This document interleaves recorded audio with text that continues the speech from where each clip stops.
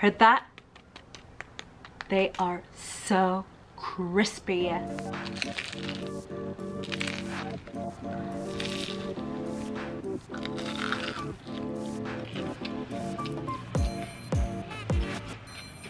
What would be the one dish that defines Vietnamese cuisine? That's a loaded question. But in my family, that dish would be chả ya, also known under the names of spring rolls, egg rolls, or name. As far as I can remember, chả ya has been part of every single family gathering. In our family, we actually chop it up so that kids and adults alike can fight in order to get those crispy edges. Yeah, because obviously the other one was the most crunch and the most crispy. And who doesn't like crispy? Traditionally, chả ya are made out of rice sheets, bánh tráng, but I grew up with the ones made out of wheat wraps, which conveniently have also a crispier result that stays longer. So that's what we're gonna do today. Alright, so here's my mom chả ya's recipe. It starts with a good amount of ground pork and chopped shallots. Chả ya is basically a small fried container to whatever filling your heart desires, so you could certainly make a vegetarian or super meaty version of this recipe. Add to the mix half a teaspoon of salt, a good shake of grounded pepper, half a teaspoon of sugar, and stir. Of course, this wouldn't be an authentic Vietnamese dish without a good dose of fish sauce. Don't get confused by the brand's name. This is made of fermented fish with salt without any squid mingling. I like it salty, so a full teaspoon for me. Now, you'll probably want to reach for that last remaining glove in your cupboard because fish sauce has quite a pungent smell that never, ever leaves you. Mix all the ingredients until you get a nice mega pasty meatball and let it rest in the fridge for half an hour. Also, hang on to that glove because you'll also need it later. The next ingredients will first need to be rehydrated. Here are some dried mushrooms. A good handful of these should be sufficient, but as you will notice later, I have small hands, so you'll want to use more mushroom than what is shown on camera. Also, grab some glass noodles made of Mother Nature's good old starch and water. Soak both ingredients to reconstitute, then set aside for at least 15 minutes. Now you better get your biceps ready because you're about to shred 5 large carrots, or in my case, 9 tiny ones. If you have access to safety equipment, make sure to use them.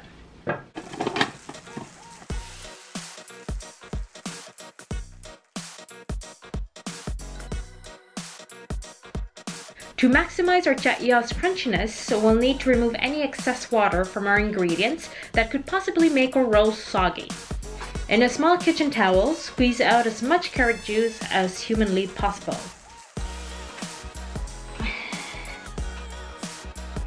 And then do the same, but a bit more delicately, with the hydrated mushrooms. Notice how I poured some more into the waters to increase their portion into the overall filling. Chop these mushrooms very finely. Repeat with the glass noodles, although you'll want to cut these into 1-inch threads so that they add a bit of a contrasting texture to everything else. Alright, and here's my last bit of mushrooms. Bring back the marinated pork as well as the marinated glove. Add all of the newly chopped ingredients to the bowl and give it a good smell.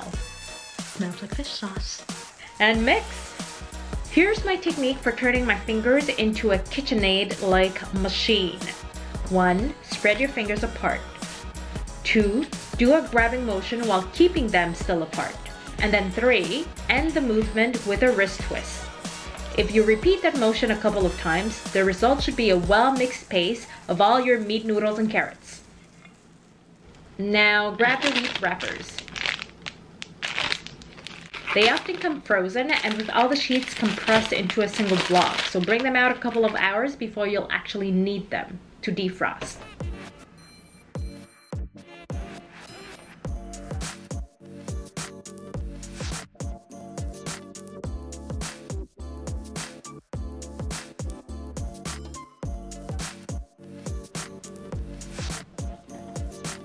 done. Now let's roll.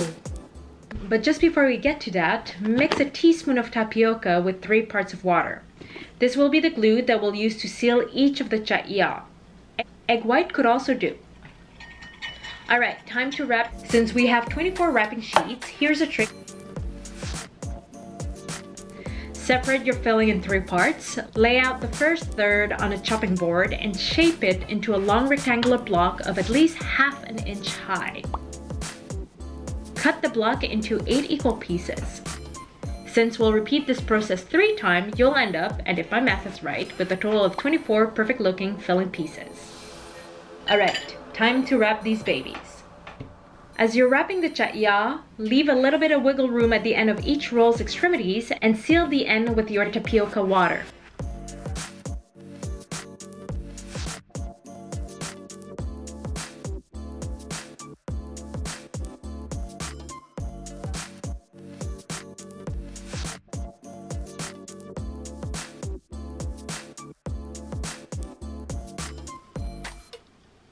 "24 gorgeous chaya ready to be fried." I'm using vegetable, but you can use canola oil or whatever you prefer. When the oil is hot enough, time to give your rolls a good oil bath.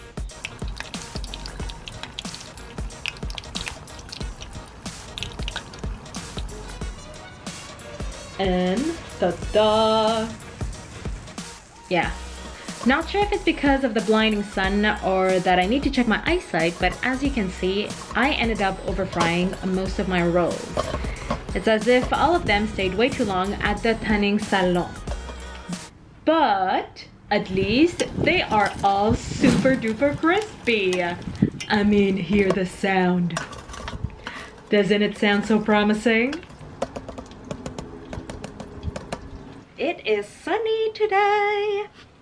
Chaya success, chaya success, chaya success. Every single inch of their surface is crisp. Okay, let's try one. So far so good. Oh, if this is your first time eating chaya, you should know that it is only as good as the sauce that comes with it, nukmam, which is a diluted fish sauce because otherwise it's really salty. This one is mixed with sugar, water, garlic, and chili. Now let's try it.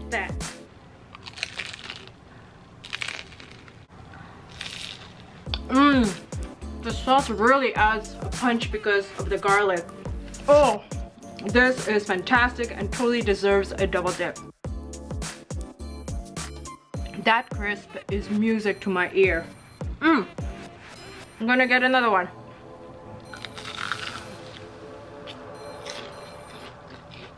I could just eat like 18 of these in a row. Okay. That's it. Are you hungry now? This is it for this week's recipe. Let me know in the comments below what you thought of this chaya. Have you ever tried it? Yes, no, maybe. Would you want to try one now? Yeah, who the hell would say no? Anyway, this was a lot of fun. Thank you for watching. If you haven't yet, make sure to subscribe. And on this, I'll see you next time.